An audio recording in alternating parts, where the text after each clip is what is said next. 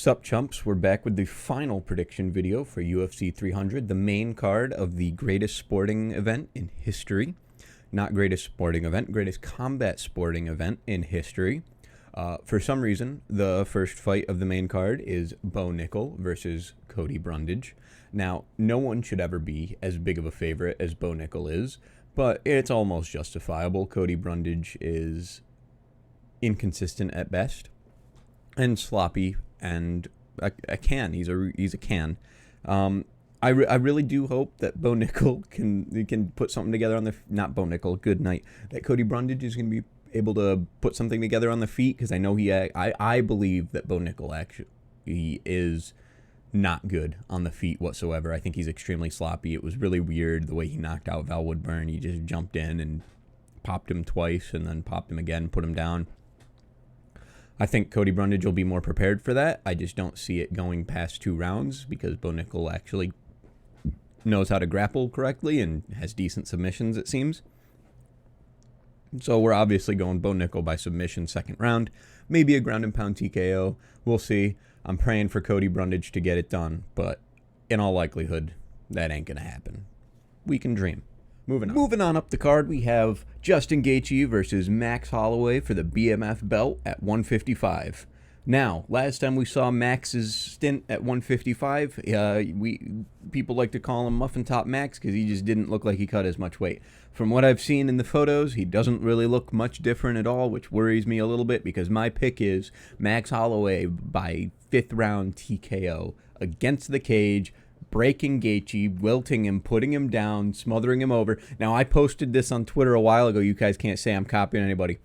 I've had this in my mind since like a week after the fight was announced, where all my friends were like, "Oh, dude, it's over for Max," and I was like, "I don't know. I mean, I don't know." And then a week later, I was like, "On the contrary, Justin Gaethje's gonna retire." I'm very excited about this one because I could either look like a genius or look like the biggest idiot on the planet.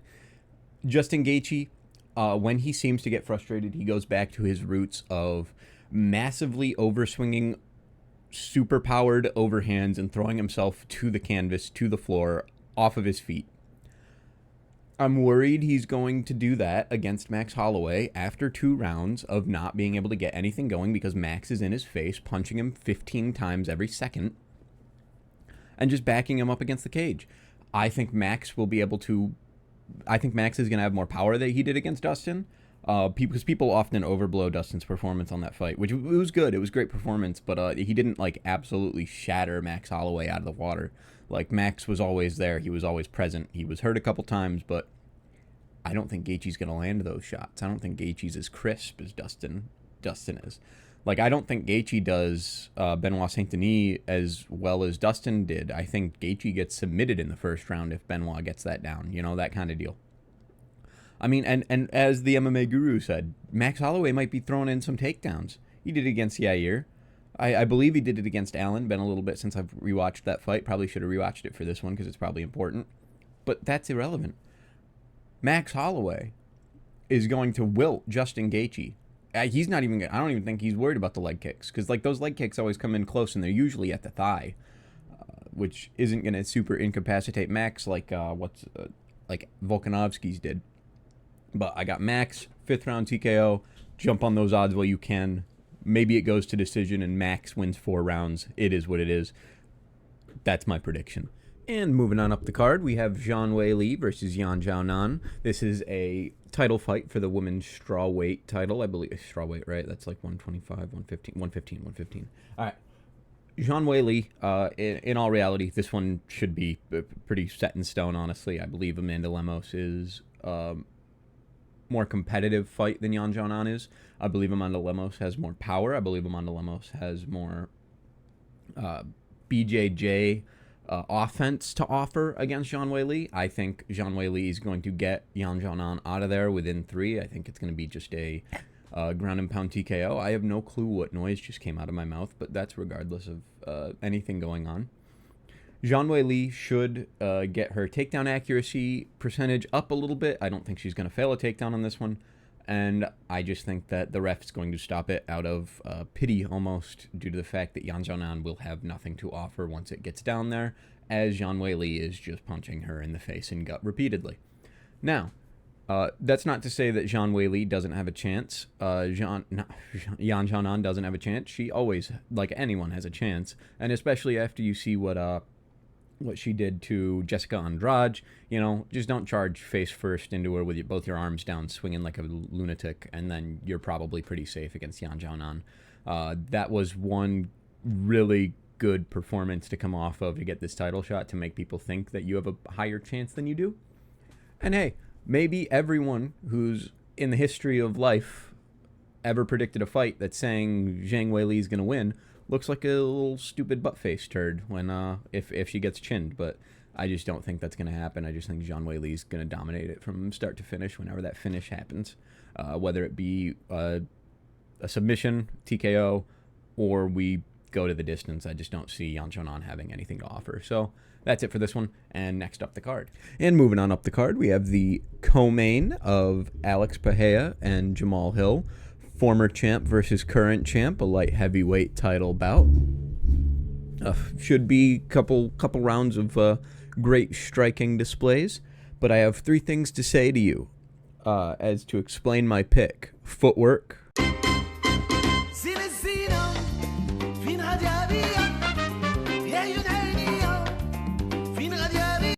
High chin, low hands.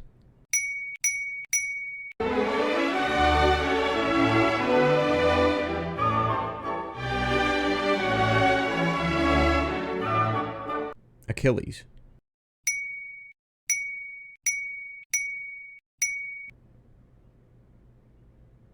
Never trust a man coming off a leg injury and a decently long layoff. Hill has just hit, I believe, the 9-month mark for a leg injury, for his Achilles tear.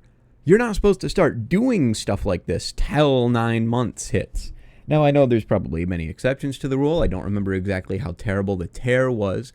But the fact that you're going up against maybe the worst leg kicker in, or by that I mean best, the most dangerous, like, low calf kicker in UFC history, potentially, coming off of a Achilles tear with bad footwork, is just not a fun thing to think about. I am extremely cautious picking Pereira, mostly because Jamal's straight left and Pereira's mummy guard. I just don't think that's gonna mix too well. I think that Jamahal has plenty of opportunities to catch Pereira. I just think Pereira's gone up against better competition. Like, is Israel Adesanya? Yes, he's a middleweight. Yes, he's a bit lankier, skinnier, but he is, like, in my opinion, just a better Jamahal Hill when it comes to striking technique and potential KO power. Like, Jamahal Hill has beaten Jimmy Crute by actual good KO, and then Johnny Walker by cartoon KO. And he broke Thiago Santos to a TKO, if I'm remembering correctly. He pressured and broke him, which he can do to Pereira. But I think that, Pereira is just going to catch Jamahal Hill a few times. I think he's going to really slow him down with that calf kick. I think he's going to really just chop it both of his legs. I don't think he's going to care if Jamahal is in southpaw or orthodox. I think he's just going to continue to chop either inside, outside, whatever it is. And all to just open up counters off of Hill overextending himself, which he tends to do if it's at far range. I believe in the clinch, Pereira also has an advantage. I just believe that when they're both like in good striking range, like kind of close to each other, but not necessarily in the pocket, that's where Jamahal Hill might shine. But I don't see him getting too many of those opportunities against someone as high class as Pereira. I've got Pereira by 3rd round KO, 3rd round stoppage of some kind that isn't a submission. And I'll be back with the co-main in a second.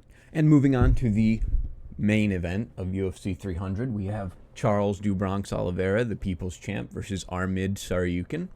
Now, Armid is coming off of a couple decent wins, coming off of TKO of Joaquin Silva.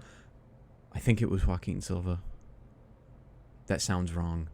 That feels wrong. Silva of some kind. and then moving up to fight Beneil Dariush and beating him in ecstatic fashion with a weird shift knee feint to just a right hook that puts Beneil down and some good ground and pound that finished him off. That being said, I believe that was a fluke win, and I believe Charles Oliveira is going to own this man, and he will win full custody of Beneil Dariush. Armid, good night. Armid Tsarukyan, he has decent wins, but the thing is, he's doing them against competition that is less than capable of properly finishing him. Like the Silva win, it's a good win, but the thing is, like, he got caught, he got wobbled bad. He conceded the back foot against Beneil for like 2 minutes of that fight, or like a minute of that fight, and you can't do either of those things against someone with the finishing potential of Charles Oliveira. I believe Charles Oliveira is going to rock Armid with a straight right. Armid is going to wobble a bit, shoot for a takedown, shoot for a single leg. He's going to think he has it, and then he's going to get his neck wrung out by a guillotine from Charles Oliveira. I think it'll go very similar to the Kevin Lee fight. I think that this is a more dangerous opponent than Kevin Lee when it comes to finishing potential from Tsarukyan, mainly because of his ground and pound, and we've seen what he's capable of if he gets you into full guard, or if you get to full guard. Armin's ground and pound is something to fear. It is brutal. It is devastating. It is vicious. But that being said, Charles Oliveira, now I don't think he's going to fight the same way as he fought Beneil. Beneil, he conceded bottom position. He wouldn't let Beneil up. He was constantly hammer fisting him in the face, and he was blocking shots. I don't think he's going to do that against Armid. I think if Armid gets him down, which I think he will successfully do in the first round, Charles Oliveira is going to immediately start sweeping for the leg. He's going to go into deep half guard. He's going to go immediately looking for submissions, keep Armid on the defensive, and then maybe catch Armid in something. Armin's able to escape, and then they get reset back onto the feet, and then rinse and repeat up until Oliveira is able to land something that doesn't gain Armin's respect, but almost puts him out.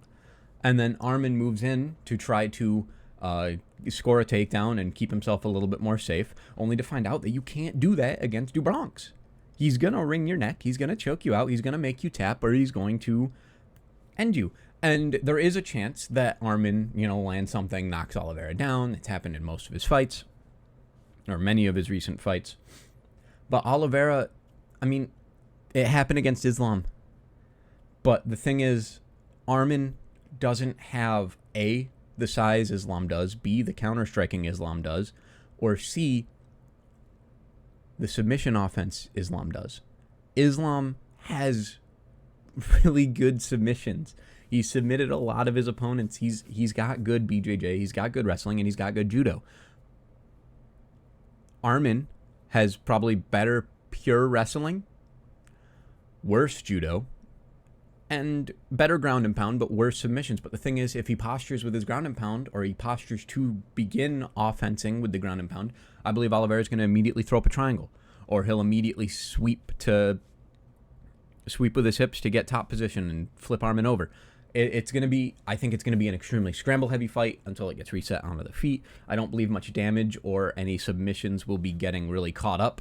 If it goes to the ground, I believe that both will remain fairly safe up until one of them gets hurt, rocked, dropped, and then finished. And I believe that the man to do that, to win that battle, is Charles Oliveira. So there you go. There you have it. Our main event. I am picking the underdog in Charles Oliveira. And if you agree, like, comment, subscribe. If you don't agree, send me hate mail. Leave a comment that is just rude for no reason, and tell me what you think. Tell me what you think. I'm always trying to improve these a little bit.